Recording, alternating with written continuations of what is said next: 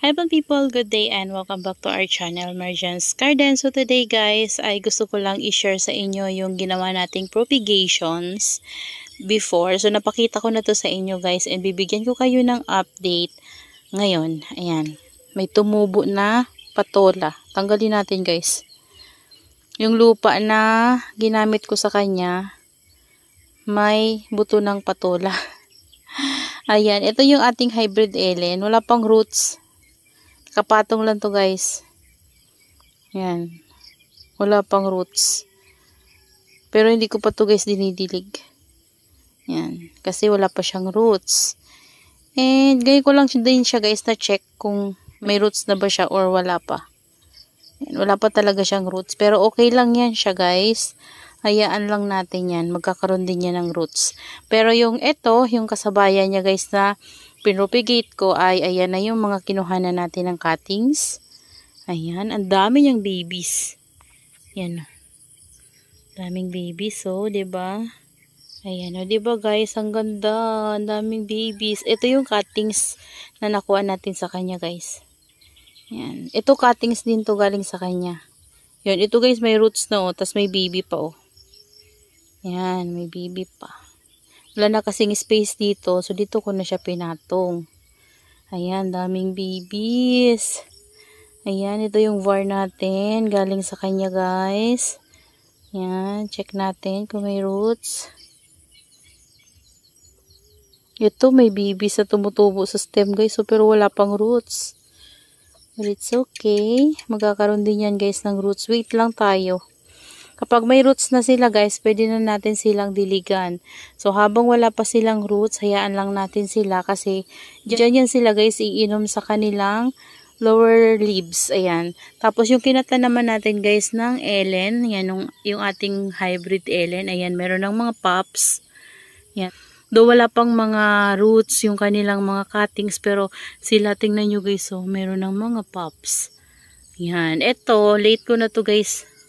Last ko na to guys na putol. Saan ko ba yan nilagay? Parang sa ibang pot ko yan guys nilagay yung propagation natin na to. Ayan.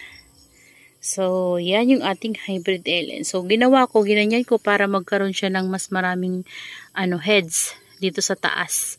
Yan. Para mas magandang tingnan.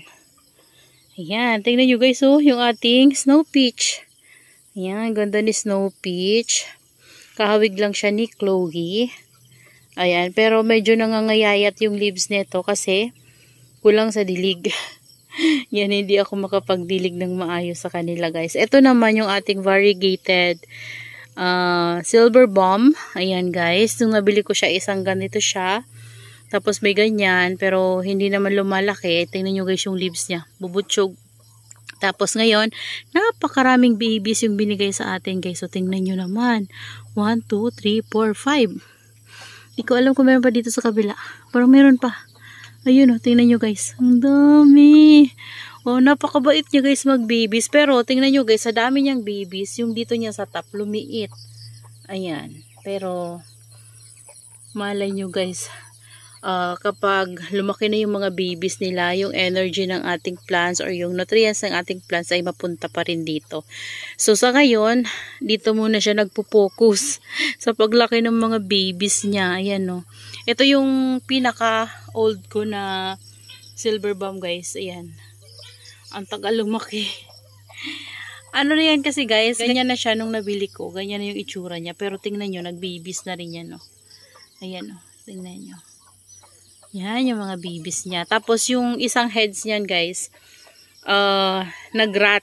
Bali, kinuha ko yung pinakatap niya, tapos may isang babies. Nandun sa kabilang pot, yung malaki natin na pot. Yung ating variegated naman, guys, tingnan nyo, variegated super bomb. Ayan, nagkakaroon siya ng mga ganito. Alam nyo ba, guys, meron akong super bomb na nagkakaroon ng maraming ganito. So, papakita ko sa inyo later. Ito, nakaka-recover na guys. So ayan o. Mayroon pa itong mga natitirang mga leaves dito. Tinanggal ko na kasi pangit na tingnan. So tinira ko na lang yung dyan sa pinakatap niya.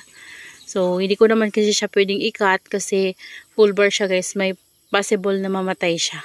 Hindi lang may possible. Mamamatay talaga siya guys kasi hindi nabubuhay yung full bar kapag tinap cut natin. So ayan. Hindi natin siya pwedeng i-top cut. So, ito, lip propagation ko na lang. Variegated yung leaves nito, guys. Pero, nung tumubo, hindi siya var. Marami pa tayong mga lip pro pa nandyan sa loob, guys. Ayan. Lumalaki na rin sila. Ayan. So, medyo padilim na, guys. Ayan. Yung nandito natin na mga succulents ay okay naman. Ang daming babies ng ating. Ayan. Para siyang si topsy-turvy. Pero hindi siya, guys, si topsy-turvy, Nakalimutan ko yung name niya. Parang heart angel ata yun. Parang mutation ni heart angel.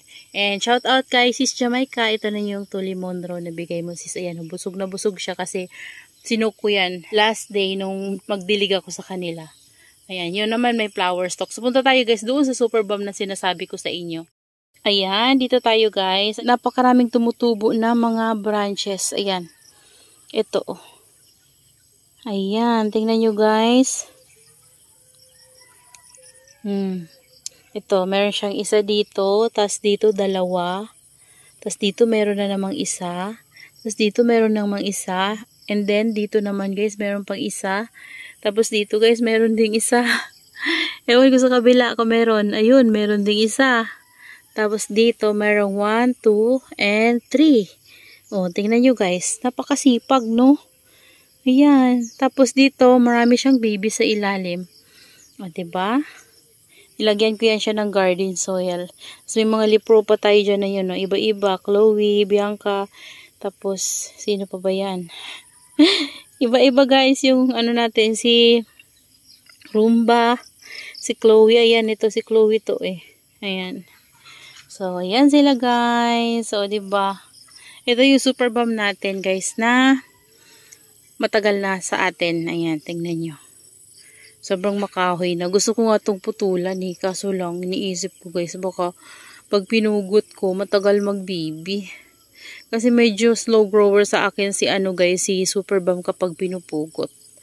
So, ayan, ito nga yung pinugutan ko. Tingnan nyo, guys. So, napakatagal lumaki, Samantalang yung kasabayan nila, ang lalaki na. Yung mga purple delights natin, sobrang lalaki na. Yung super bomb talaga medyo slow grower talaga siya sa akin.